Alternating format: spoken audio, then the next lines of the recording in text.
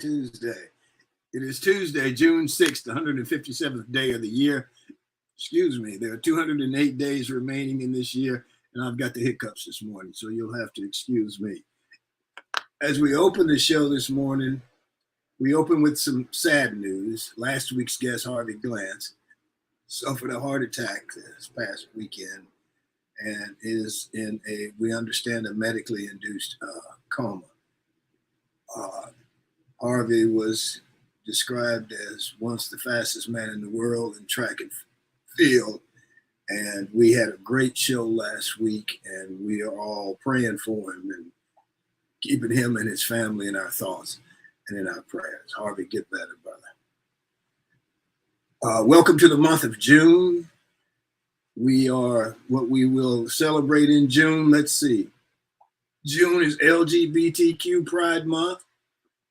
June is National Candy Month. June the 12th through the 19th is International Men's Health Week. And we'll have a special guest for that week. Father's Day, and then the 21st International Day of Yoga. The 19th of June is Juneteenth. It should be an incredible month. Our G-list guest today is Tiffany Orner of Forever Warriors. Tiffany Leandra Orner has a mission. And that mission is that any person who ever raised their right hand to protect the Constitution wants for absolutely nothing once their service to our country ends. Tiffany is a third-generation member of the armed forces. We look forward to having that conversation with her and about Forever Warriors. This edition of Tuesdays with Thom, of course, is sponsored by our partners, the Best Girl Consulting Firm. Best Girl has been providing customized solutions to executive issues for over 36 years now. For over 36 years. Best Girl is let's hear from Best Girl.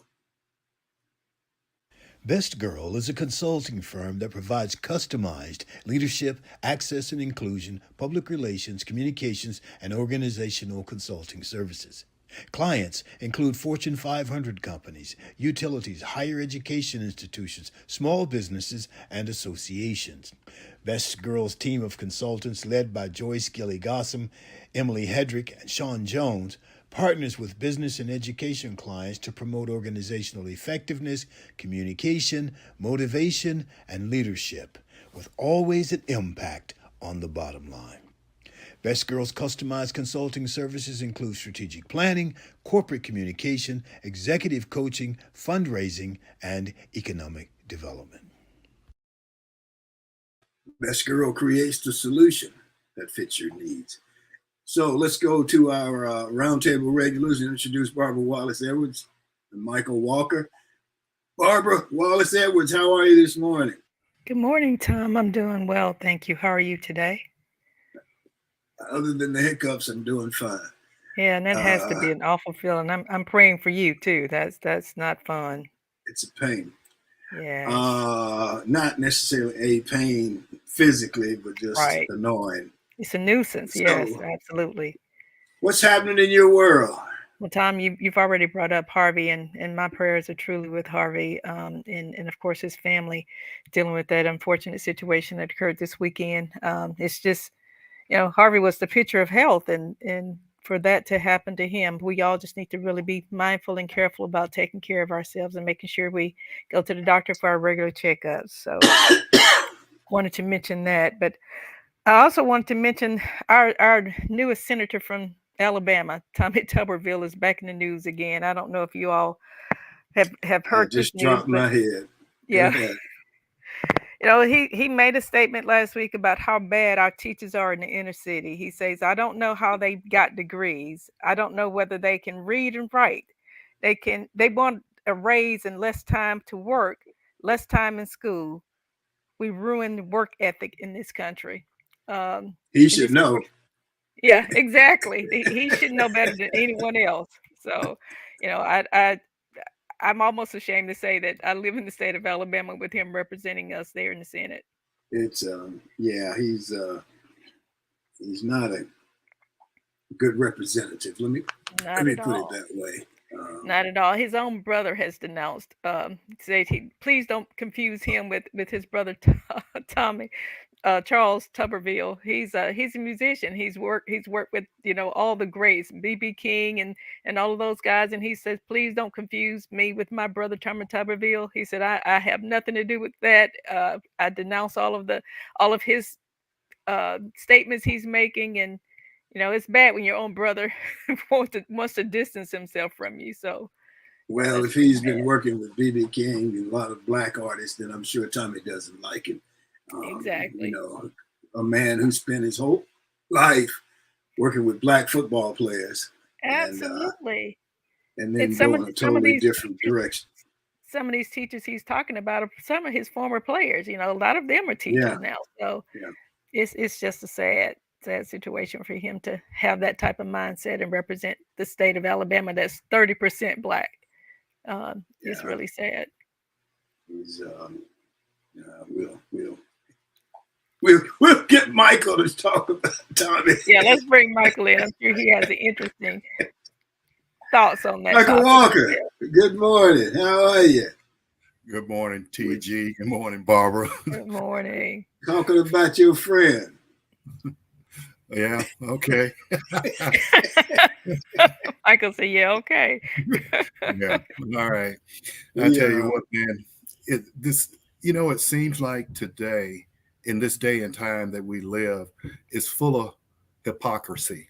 Mm-hmm. And you just brought up Tommy Tuberville, but I came across a story over the weekend that's just shameful. Clarence Thomas, who is the Supreme Court judge. And now with all the attack on diversity, equity, and inclusion, they want to change it to inclusive excellence, anything to say other than what we're trying to accomplish here. Right. He is sitting up there and he's voting against affirmative action and programs that would assist people of underrepresented communities of getting a leg up.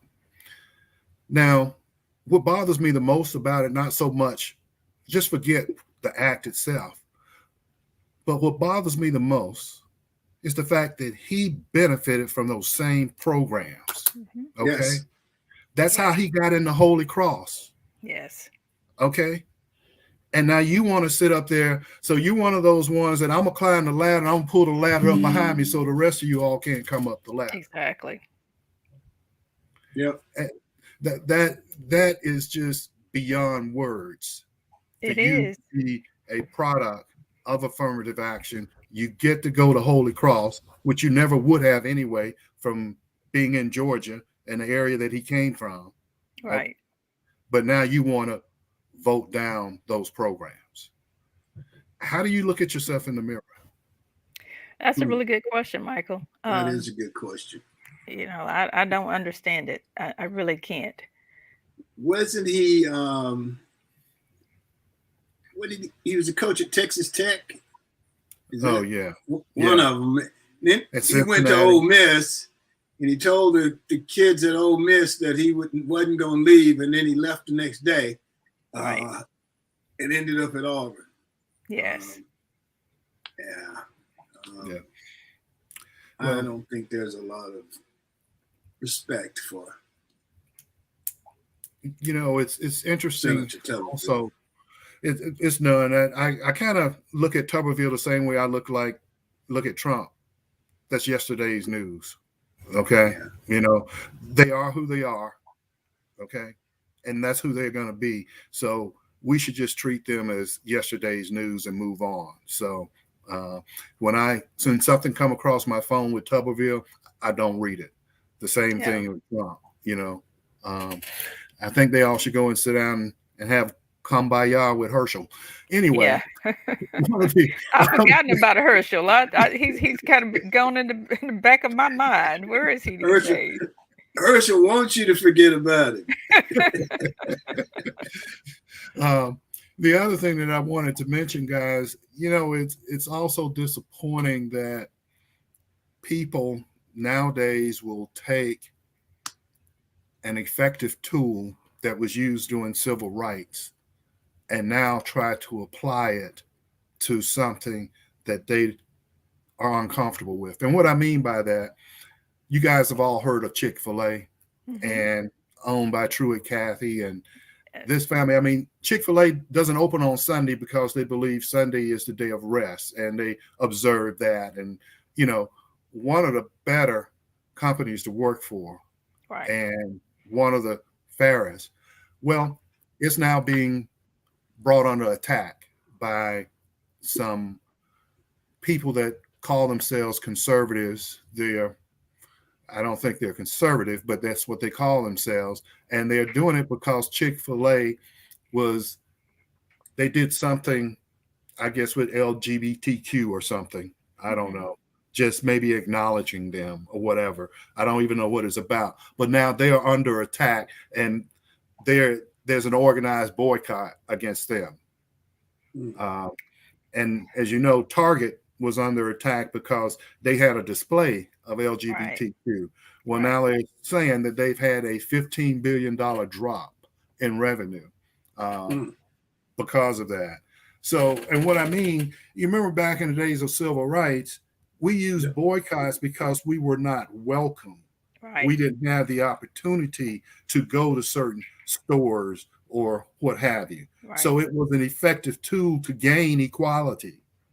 However, nowadays you have these people that want to use those same tools as a way to maybe disenfranchise people, if you will. Yes. And that's probably the best word I can think of at this moment is, you know, I don't care if you LGBTQ, that's fine.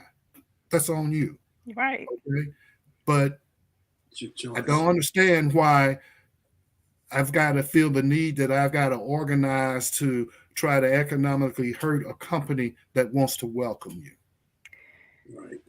You know, they talk about cancel culture all the time, but that's exactly what they're trying to do. They want to use that tactic themselves, but they don't like it when other people do it. So it's all in trying to control everyone else's lives. And I'm like you, I don't understand that part. Let people be who they want to be. It's not affecting the person standing next to them. Yeah, I guess it bothers me though that the tools of the civil rights was to bring people together. Exactly. Now they want to use those tools to tear people apart. Yeah. Yes. You know, it's sad. That is, you know, to try and do that now. Don't leave out the Bud Light people. Yeah, we can't leave them out. I didn't even know anything about it till one of my friends told me. And he'd been to prison. And it's like, well, how are you going to be against somebody you've been to prison? You know? But I don't know. People have to find something to be against. Yes. And that's unfortunate. You know? Yeah. One other thing that I came across, and I thought this was interesting, is that there's a shortage of African American sperm donors. The sperm banks are having a shortage. And there's an article about, you know, some couples that say maybe African American that are unable to conceive, and they go to a sperm bank because they want to have a baby of that ethnic background. Or in this particular story, it was two females that are a couple and they wanted to adopt. And so they were having difficulty trying to find a sperm donor that will enable them to have an African American male. And the study has revealed that it's because of some of the restrictions that are placed for sperm donation.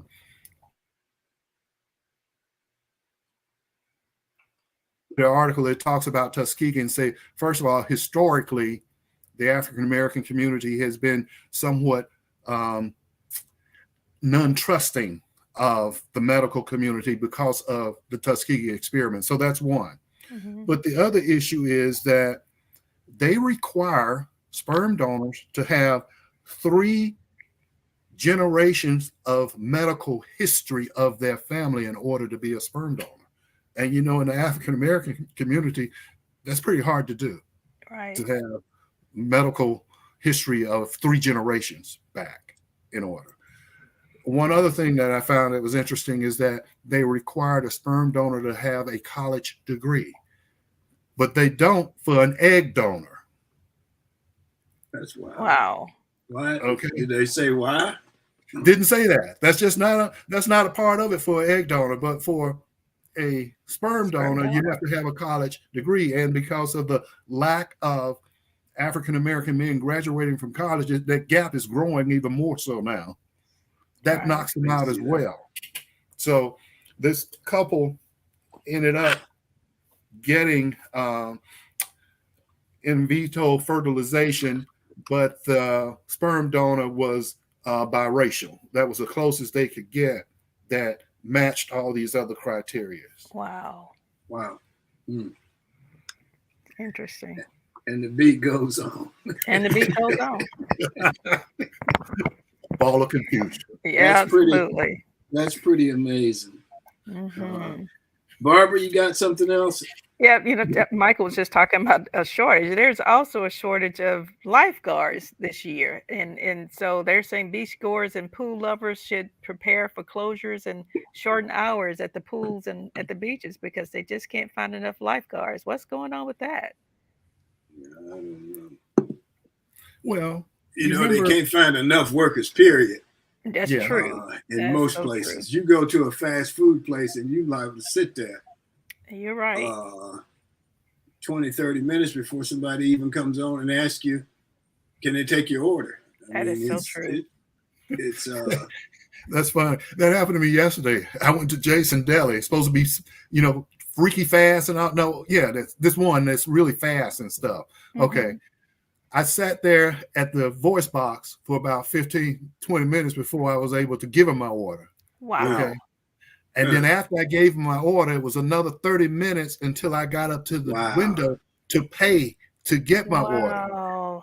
And so when I got to the window, he says, I'm sorry, we're back behind. Can you repeat your order? I said, never mind. Man. Are you serious? If somebody was on a lunch hour, it was gone. It was shot. Well, you wouldn't that get was anything that was the point. I had a 1:00 meeting I had to be on. Right. And I went there at 5 minutes to 12. Oh, so when I left, it was 20 minutes to 1. So I just came home and ate a banana. That's sad. Yeah, I went to a Wendy's the other day and sat there for about 15 minutes. There was only one car in front of me, and I don't know what they were doing, but I just left. You see more and more of that. I've read an article last week with this restaurant here in Alabama that had been open for 40, 50 years, and they said they were having to shut their doors because they couldn't find enough workers. It's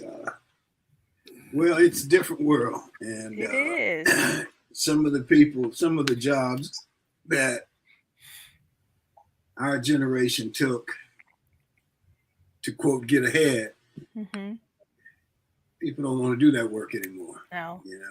And you're talking about a shortage of lifeguards. You remember when we were growing up, that was a prestige summer job to be a lifeguard. Right. Yeah. Right. It was. Yeah. So anyway, Michael, you got anything else? No, that's it for tonight, except for look out for the heat. The heat is on. Okay. So let's see. When they play tomorrow night, right? Yes, they play tomorrow night. That should be interesting. So let me ask, since you mentioned that, I saw they criticized the Nuggets coach because he criticized his players, and which I thought was warranted because I thought they played like crap, and he ought to be able to tell them they played like crap, but he got criticized for telling them they played like crap. Interesting. It's but everybody criticized the Celtics for playing like crap. I mean, they were all over the Celtics. Yes. But they don't want this guy to criticize his guys. So. Well, not only that, it was the coach of the Celtics, Joe Mazzulla, the reason why they played like crap. And he shouldn't be back next year. Don't forget that now. Right. Yeah, right, we're so it was gonna his get rid fault. of him. Yeah, Right. he needs to go. But all he did was take over a month in the training camp, okay, and then get him to the Eastern Conference Final, Game 7. But he Right, shouldn't be there. Okay, all right. right. Well, And didn't he it's, have to hire somebody? Didn't they make him hire somebody? yeah, he's brought in Sam Cassell now is there, I think, and a bunch Yeah. of other coaches. But some of his coaches, to be fair, left to go be with Emmy down in Houston, UW. Yeah, that's right. Yeah. So At least 2 or 3 of them, I think. yes. And David Stoudemire had left already because he's going to be head coach at Georgia Tech. So Okay. they needed to kind of fill some up. Anyway, Is that Right. where he went to school? I don't No, think I he don't did. think so. No, Yeah, I I don't thought he think was he did. from up in New York area. or He something. may I be, think so. I don't know. He may have some ties or something here. I can't remember why, but I don't think he went to school at Georgia Tech. Okay. But I know he used to be on the staff. I think is what it was with the coach that they terminated. He was on the staff once before he went to join the South, Okay. I think. But I know he coached with him. I got a question for you. What do you think about the NBA commissioner coming out and talking about John Morant? And we've discovered some new information, but we're going to wait till after Yeah, the finals we're not before we going to talk disclose about it. that. What do Right. you guys think about that? He should have just kept it to himself until after the finals. Then I don't understand why you had to make that statement and then say we're going to wait and discuss it later. Yeah, I'm with you on that, Barbara. You're the commissioner, Right. But I think probably what it was is that you had these overzealot news reporters and sports writers, and they keep pushing and bringing up John Morant. And he's been getting criticism because they're saying that he didn't come down heavy-handed enough with John Morant. Mm-hmm. So I see this probably as a situation of saying, okay, I gave him an opportunity. He didn't follow through. We've discovered even more stuff. So just wait and see. So it's kind of like a little bit of a threat. And then he says he doesn't want to take away from the NBA finals at this time. Well, you just did by saying exactly. I'm thinking now you got everybody talking about, well, what is the new information? So he did exactly what he was trying to say he wasn't trying to do. So it's interesting. Hey, Thom, that's just like the coach from Miami. He got mad at the reporter that said, was it your strategy to make Joker a score so that you could eliminate all the other? He's talking about that's a untrained eye coming up with that. Why would you do that? No, there's more respect. He wanted to shut that down quickly, but that's what you and I talked about. Right. Yeah. One of our guests said that Stoudemire went to Arizona is where he went to. Yeah, that's right. I remember now. Okay. All right. Anything else for you guys? Thom, I just want to mention one other thing. There's good news for the breakfast lovers. They said the price of eggs are finally falling back to normal prices again. So they were $5 and $6 a dozen, and I think I finally saw some last weekend for like 99 cents a dozen. So good news for breakfast lovers. All right. Okay. Let's we're ready to move on then. Let's go to Sean. She's got a minute for us.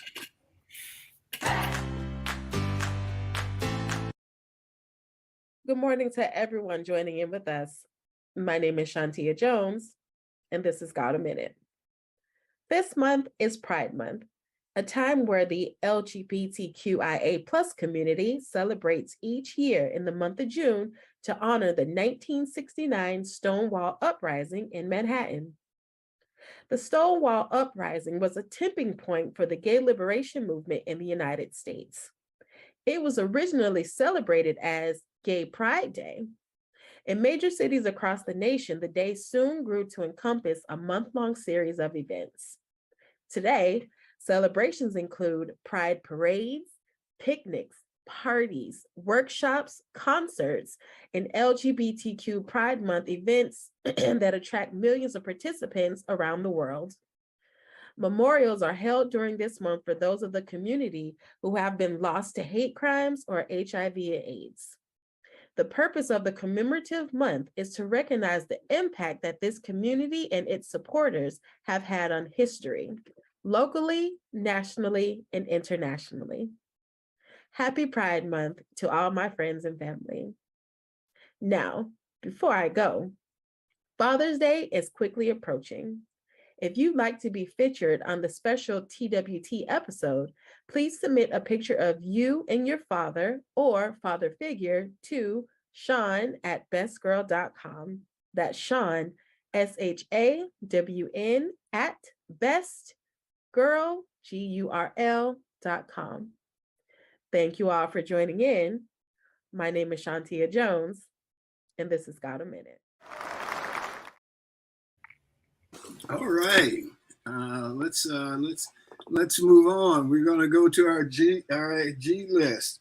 Hollywood has the A list, and here on Tuesdays with Thom, excuse me, we have the G list. Now, G list guest today is Tiffany Orner. Tiffany Leander Orner has a mission, and that mission is that any person who ever raised their right hand to protect the Constitution wants for absolutely nothing once their service to our country ends. Tiffany is a third-generation member of the armed forces. She was originally from Smithfield, North Carolina, where her mother was, and eventually joined the Air Force. Tiffany was born in Okinawa, Japan, at the Kadena Air Force Base, but she grew up on the Travis Air Force Base in California, where her mom was stationed there. Let's welcome Tiffany Orner. Tiffany, good morning. Good morning. How are you? We're doing fine. How are you? I am doing very well. Thank you all for having me. I'm excited to be here. Well, we're excited to have you. So tell me this. So you say no service person, a former service person, should want for pretty much anything once they've done their service. So what are you doing now to enable that? Well, I am leading a nonprofit, a private foundation that is stood up by an automotive group out of the Florida Panhandle. And I'm not standing up any new programs or anything like that. What I'm doing is I'm vetting those programs and service organizations that are already in place, bringing them to one spot, Forever Warriors, and then assisting the Panhandle in hopes to grow that throughout the United States. So essentially, think of it like kind of like a brokerage, right? You go to one place to get insurance. Well, I want every military person, past, present, and future, to come to Forever Warriors to get any and all support. So here we are. How long have you been doing this? I got brought on 11 October in 2022. So I with Forever Warriors since October Q4 of last year. But I've been advocating for military since 2018 is when I started. Kind of fell into it a little bit, but very thankful that I found my home here advocating for us. We had somebody in our chat, and I can't find her, who said she was 24-year Navy veteran, Vernell Razor. Vernell, so Yay! 24-year Navy veteran. So, yay, sis. Well, early, and you didn't mention this, but I'm going to let it slide one time. 12 June is Female Veterans Day. So I'm going to wish her a happy Female Veterans Day because back in 1948, President Truman said, guess who can serve? We can. So June 12th is Female Veterans Day. So happy early Females Veterans Day, sis. I appreciate you and your commitment to our country. I love that. Okay, I didn't have that one, but yeah, we got it now. Okay, so Barbara, you got some questions? I do, Tiffany. You have mentioned your third generation military person. So how did what made you want to become an activist and be involved in making sure that all veterans' needs are met? Well, we struggled, right? I struggled during my service as junior enlisted. And then when my ex-husband and I got out of the military, we couldn't afford a pot to piss in, as they say in Northern California. We were stationed at Travis. We had two small boys, 13 months apart, right? We did it the military way. You get married young, you have babies young, and you serve your country. When we got out back in 05, 06, it was, around 2005, we couldn't afford a one bedroom in Northern California. Like it was, I think it was upwards of like $1,500, $1,600. It was ridiculous, right? And again, 2 junior enlisted. So we moved from from Northern California to New York, and we were on the struggle bus. Back then, the transition from military was not nearly as intentional as it is now. The program is called TAP. It's called Transition Assistance Program. At that time, it was 2 days for me. One of those days was optional. And pretty much what they said was, hey, you got a cavity. Do you want to go to dental and get that checked out before you leave? And they're like, you're pregnant, so you don't have to go. And of course, I'm young, right? I'm like 20. Right. I'm like, nah, I'm good. Right. But whenever we got to New York, unfortunately, it was like no one cared. When you're in an environment where there's military all the time and you ask for a discount, you assume you're going to get it. New York, they're like, no military discount. But if you're a college student, we'll give you a college discount. And I'm like, Right. what? Like, Wow. what? So we were struggling. We struggled a lot. Again, financially, we played the game like most people do and still are now, right? It was like, because neither of us had gone to college. We both raised our right hands after high school.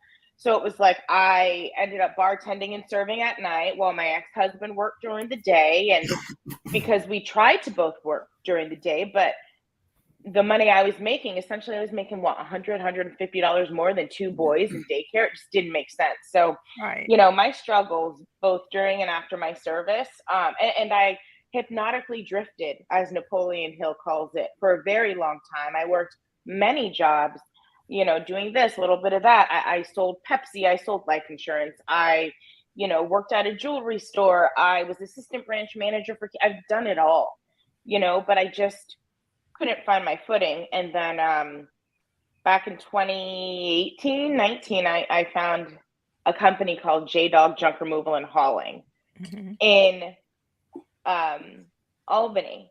And I was like, junk removal? What's a business development manager? I don't even know what that is. But you know what? Whatever. So come to find out, I had no idea. I had no idea about networking. I had no idea about chambers, nothing. Right. But it said business development manager, veteran-owned business. And I was like, oh, this is pretty cool. I do miss the military. Let's see what happens. And come to find out, it was a military franchise. And this franchise was spearheaded by a Marine, Ray Gagnon. And, they junk removal. And he said, listen, I want you to find money in 17 different verticals. So think 17 different industries, from old folks' homes to senior living, to colleges and universities, to construction, to storage facilities. 17. And he's like, good luck. I had no idea what was going on. But what I loved is all of the J-Doggers, the guys throwing the junk, they were all prior military. So for the first time in so long, I got to just hang out with the military guys, right? And like hear their stories, what branches they were from. We had a Purple Heart recipient there, and it was just really cool, and it just brought me back. And I'm like, so I took construction, because I'm like, stuff's always getting built and torn down, and I rocked with it. And within 60 days, we went from about $40,000 in revenue per month to well over 200,000. I crippled the J-Doggers, the hiring agencies in Albany. So and again, it was all fueled because I'm like, holy moly, I want to make sure these guys have something to do, right? Again, being a part of something so much bigger than myself, all gas, no brake. It's not just me anymore. Right. Wow. That's great. So your mother served, but also your grandfather, your uncles, your brother. This has been a part of your life. Go ahead. And we just found out, my husband now, because my 18-year-old graduated from high school this past week in New York. We found out that my husband's great-grandfather was a 2-star general. Wow. We had no idea. But for Memorial Day, we went to my mother-in-law's house, and my husband and I got there late because he did the Murph Challenge, whatever. But there's all this stuff, and I'm like, what is this? And one of the aunts was like, oh, my grandfather was the general, or was with the president. He was a general. And respectfully for me, and I know, like, the 4 agreements, don't make assumptions. Whenever civilians use the term general, you're like, okay, like, most people don't know. until I looked at the paper. And he was a Wow. major general. Like, what? Wow. So that was really, really cool. And, you know, I got pictures and I'm like, Craig. And he's like, what? And I'm like, this is huge. So it was really, really cool to see, for sure. You lived all over. And one of the things you say is the cultural diversity one encounters in the military is simply amazing and underappreciated. And I pretty much agree with you, but apparently the governor of Florida doesn't. He said something about the military was too woke. Now I still ain't figured out what the hell woke is, but he doesn't mean that as a compliment. So Right. Your thoughts? Well, I don't, just so, right. Like, here you go, Mr. G, I see you. Well, just so everyone knows, I don't watch TV. I have manipulated all social media platforms, so it's strictly positivity. And the 3 platforms I pretty much rock on. My first and foremost, LinkedIn. That is my drug of choice. Obviously, Facebook, and then sometimes Instagram if I'm feeling like, you know, up to the challenge. But when it comes to politics and when it comes to Governor DeSantis, here's my view on him. I appreciate what he just did. He just signed 8 bills for military 2 weeks ago. I was there. I was invited by a House representative who's also a veteran, and I had the opportunity to be there as he signed 8 bills that will absolutely change the trajectory for not only active duty, but veterans and military spouses. So my thought process is, if someone's doing, like, I'm focused on my hashtag until every veteran wants for nothing. I'm all in. So whatever he does, you know, I'm not sure and I don't know. Call it ignorance. I'm okay with that. But these 8 bills, and I pulled them up because I knew it, right? My heart was like, get ready, be prepared. These 8 bills that he signed for us, huge. And I hope that one day it becomes, you know, this is just how it is across all states because it's so desperately needed. What he said, I don't know. I don't know. Again, I'm very laser focused in what I do. Well, especially because my boys are going in. My boys are joining as well. So my oldest is 19. We're not quite sure which branch he wants yet. He keeps messing with me. He's like, Navy. I'm like, I'm sorry, what? Right? You know, like, don't, you know, whatever. But, and then Ashton, my 18-year-old, he is actually going to Clarkson University, ROTC. He wants to fly. So he's going in engineering degree, pretty much a full ride, which is so exciting. But yeah, so again, I don't know what was said, but I know what he signed. And some of these bills are going to be just instrumental. Again, not only for those of us that have served, those of us still serving, and our spouses, because our spouses are military spouses are so often forgotten about. Meanwhile, they're the ones keeping all the balls in the air while we TDY, while we go train, while we deploy, all of these things.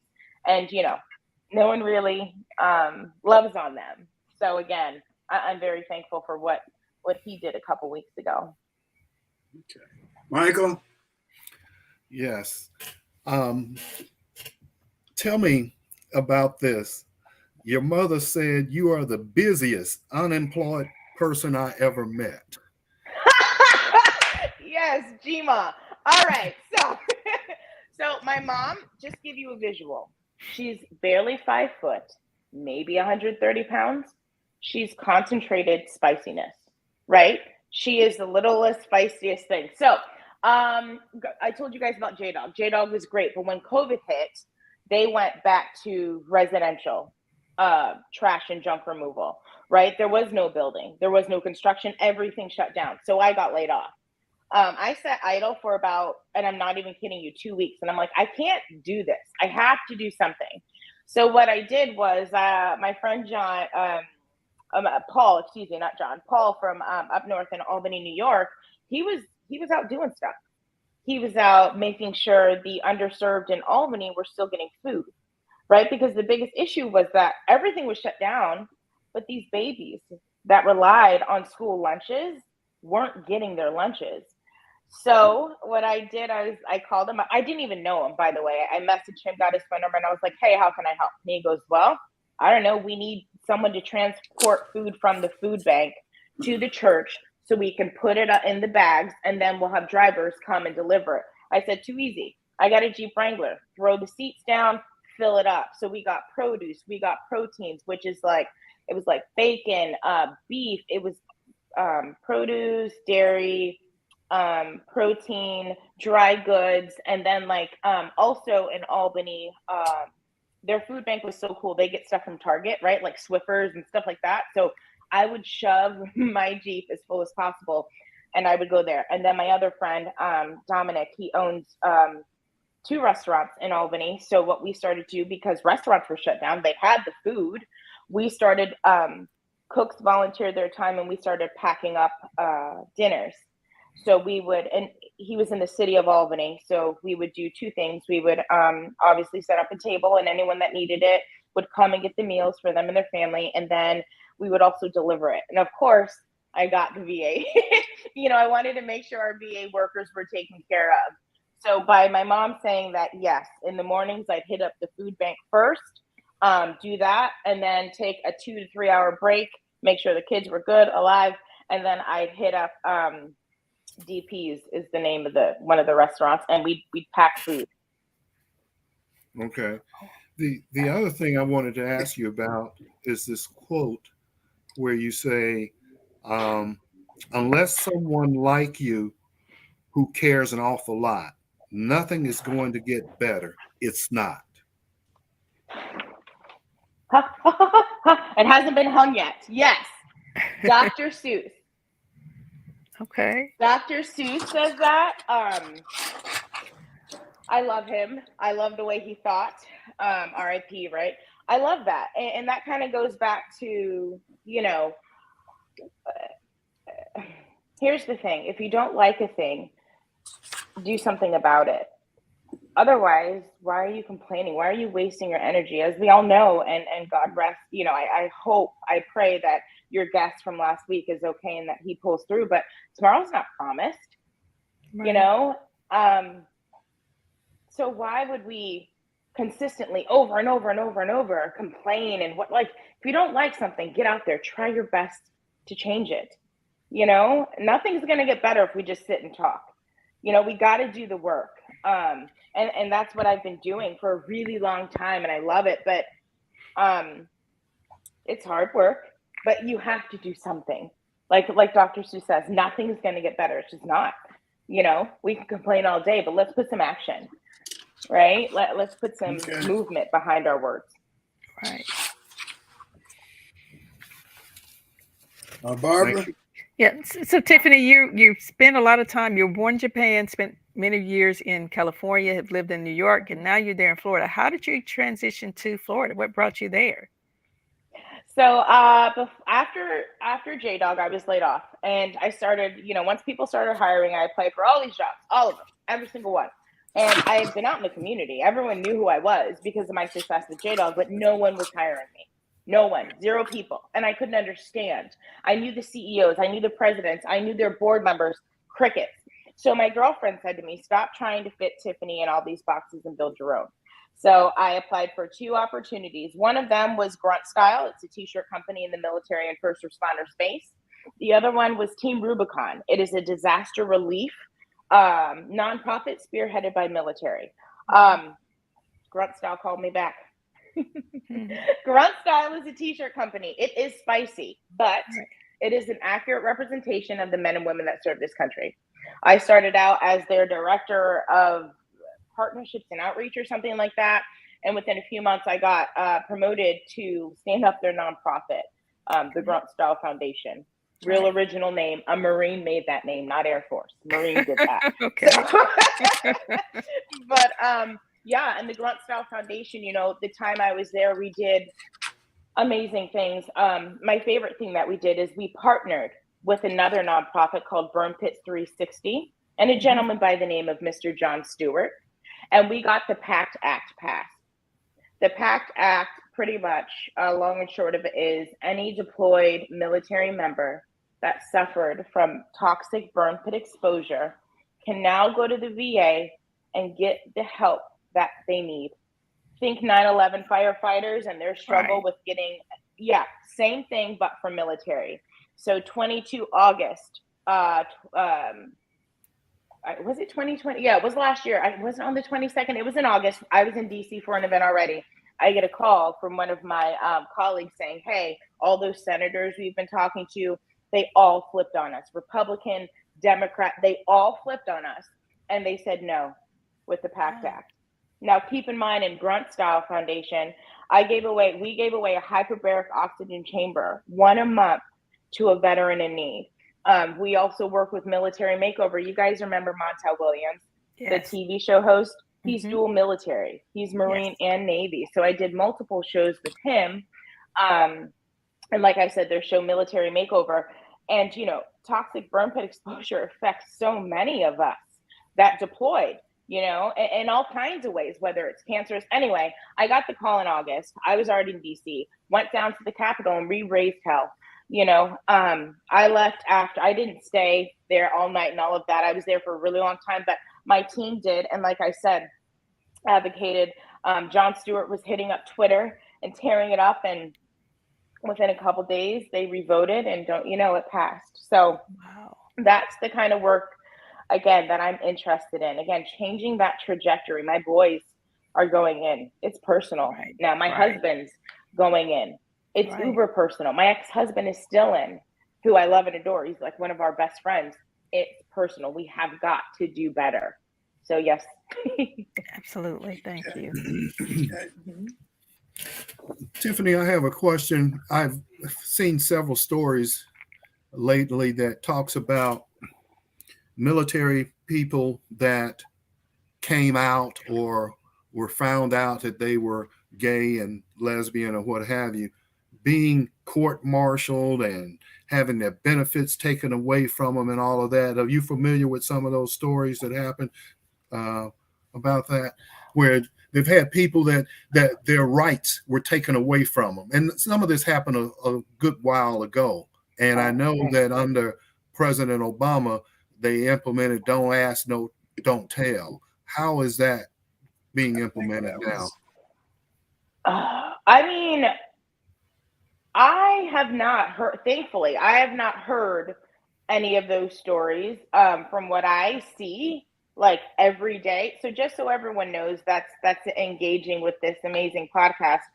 The Panhandle, Florida Panhandle, is the largest population of military per capita in the U.S. without public transportation. So there's all types of military here. Eglin Air Force Base, which is right up the road, is the largest military installation in DoD, in the Department of Defense. We also have Hurlburt, Dukefield, NOSP, like the list is endless, never mind all the Guard and Reserve units. So with that being said, I thankfully, and I hope it's not going on, but I literally just met someone that's active duty yesterday, and he was like, oh yeah, me and my husband, we got to go, blah, blah, blah, blah. And he's like, it wasn't a thing, right? It wasn't like it was when I served, where it was like, hey, it was like, oh yeah, me and my husband are going on vacation. And then when we get back, we would love to, connect with you and see how we can help the military kids, blah, blah, blah. But yeah, I mean, listen, with any and everything, there's always going to be some sort of, this, but as for me seeing it like as a big thing and people, absolutely not. I don't see that at all. I haven't here or in my travels during Grunt Style Foundation, because I was all over the country. DC, obviously, at Joint Base Andrews, home of Air Force One, Florida, obviously, Texas, obviously, California. I was all over, and I haven't heard of any of those. Again, that's real time. The past couple years, back when I was in, it was very hush hush. You didn't talk about it, but a lot of things were different when I served versus now, like a lot. So yeah. So you wake up tomorrow morning. What's on your agenda? Tomorrow morning, well, I get to go down to Duke Field and meet with their PA, not the PAO, MWR, so Military Wellness and Readiness, POC. And I get to see how Forever Warriors can support their efforts. Duke Field is a very small military installation, but it's here nonetheless. Forever Warriors was funded by Step One Automotive Group. Step One Automotive Group is a car dealership here in the Panhandle, but they also have dealerships in Alabama Alabama and Georgia. And they wanted to get intentional about how they supported the military. So though I don't stand up programming, because it's just me, one person and volunteers, right? Amazing. I call them patriots, community patriots. But so I do different things with military installations. We're going to have an exploratory conversation at Duke.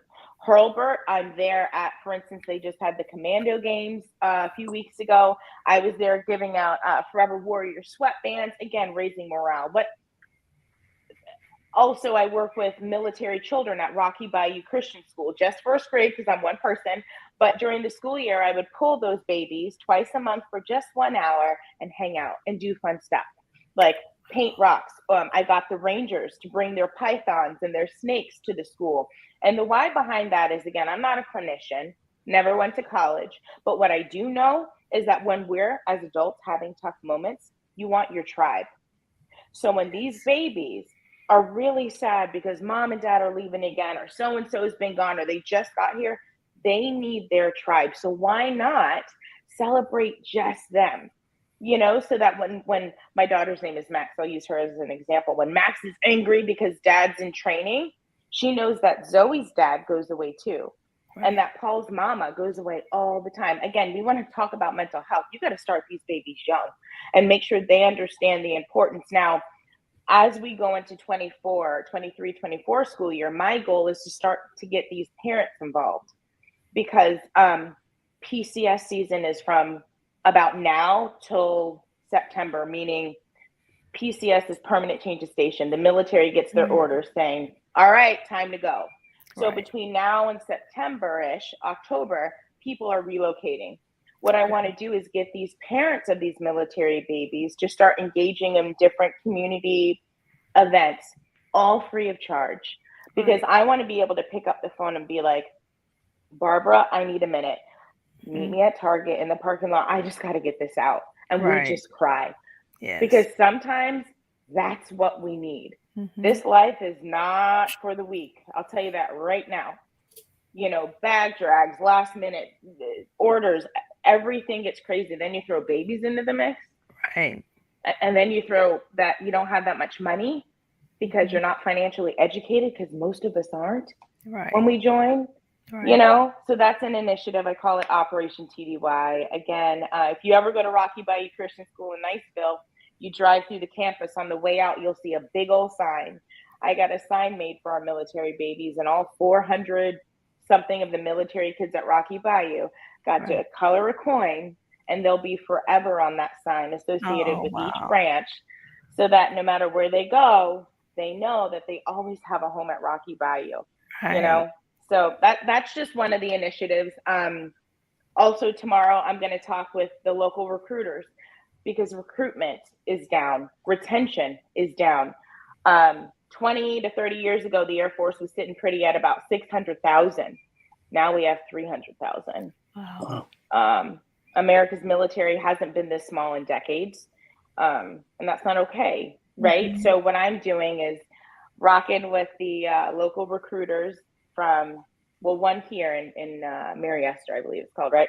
But we're going to pull new recruits from Panama City to Pensacola and Southern Alabama. And on the 24th of June, we're bringing them all to the Air Force Armament Museum, and we're going to swear them all in, airmen and guardians. So the why behind that is because a lot of the hesitation with both parents that are military and non-military and supporting their babies and joining is there's no support. Wow. Yes. So to remedy that, there is support. When I got out, there was no support. Now it's like drinking from a fire hose, and the end result is the same. I'm good, I got this, but we don't. So what I'm doing is at this all-call commanders call, what we're going to do, like I said, is we're going to swear in all these military babies, and there's going to be VSOs, veteran service organizations, and MSOs, military service organizations, on site to educate these parents and their recruits as to what opportunities are out there, what support is out there, both during and after service. Wow. you know? And that's going to be a quarterly initiative. I'm going to have the USO there. I'm looking, hopefully, the Red Cross. I'm having Okaloosa One Source coming. I have EOD, Explosive Ordnance team coming out. I have the Working Dogs coming out. Eglin Air Force Base has this fire truck that looks like a spaceship. It's like, brand new. They're going to come out again to raise that morale, to get people excited about serving America's military. We gotta do better. The war is somewhat over, I guess, but we always have to be prepared. So yes, that's great. Well, I think you've recruited Vernell. That's the lady who's been 24 years in the Navy. She says that's really awesome. So yay. I think you got to recruit. Yay. Thank you. Do you have anything else you want to share with us this morning? I mean, and just so everyone's aware, Forever Warriors, I'm not looking to take money. Instead, what I do is I find smaller nonprofits that have the integrity, right, that are doing the work, that may not have the financial ability to carry out their mission, and I help fund them.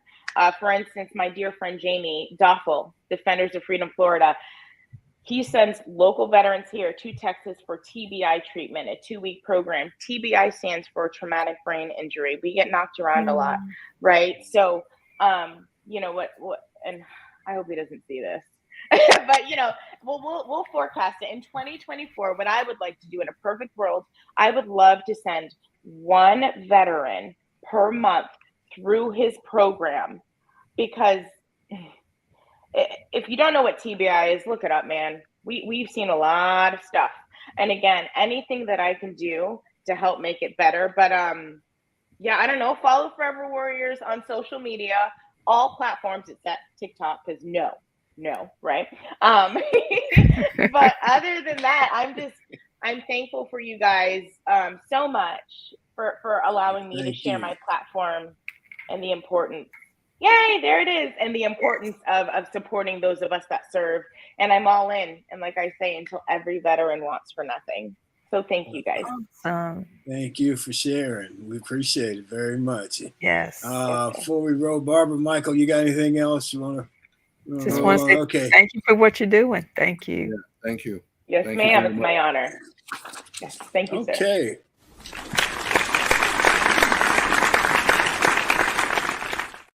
Okay, our closing commentary for today, or as I see it, Urban Meyer. You remember him?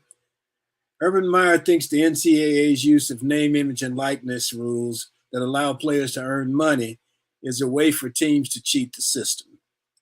Meyer says his understanding of the rules makes it sound like collective is a fancy word for cheating. Quote, when I hear that word, I kind of cringe right now and hear the stories behind it, that they're going to go to donors and boosters and ask for a lot of money, put them in a big pot, and then decides who get that money based on ability level, he added, which I think it's 1A of the rule of NIL, is you can't do that. Even with NIL rules, there hasn't been a noticeable change, and I think this is important. There hasn't been a noticeable change in which schools land the top recruits. So it isn't that they're going out and they're buying these players and they're getting all these recruits. The 2023 football recruiting rankings for 247 Sports has the same teams at the top that have always been at the top. Alabama, Georgia, Texas, Oklahoma, and Ohio State are in the top 5. In basketball, it's Kentucky, Duke, USC, Connecticut, and Michigan State have the top 5 recruiting classes.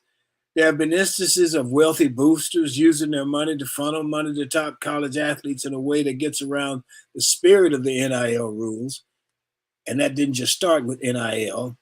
In April 2022, Barry Jackson Jr. of the Miami Herald noted Miami-based billionaire John Ruiz Jr. had deals with 111 different student athletes worth at least $10 million at the University of Miami to promote 2 of his companies because he wants the Hurricanes to win. Per a May 2022 story from Eric Prisbell of On3.com, Ruiz ranked 3rd among the most ambitious NIL collectives in the country. Number 1 was Spire Sports in Tennessee, who was president and co-founder Hunter Bader, telling the Athletics' David Urban their goal is to raise $25 million annually for NIL deals.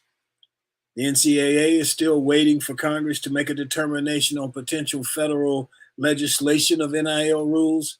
The governing body for college athletics has deferred to individual states to set NIL policies since June 1, 2021. It's a slippery slope for the NCAA and college athletics in general. But it's better than the old system that prevented athletes from making any money while schools would rake in all the cash because of what the players were contributing. And that is how I see it on this June 6th in the year 2023. And that's our show for today. We want to thank the audience. We appreciate you. I want to thank our G-list guest, Tiffany Orner. Thank our sponsor, Best Girl. Thank Barbara, Sean, and Joyce. We also want to ask you to remember our good friend, Harvey Glantz, in your prayers and in your thoughts. And that's it for this Tuesday, June 6th. Remember to enjoy yourself. Make every day count. Stay safe. Peace.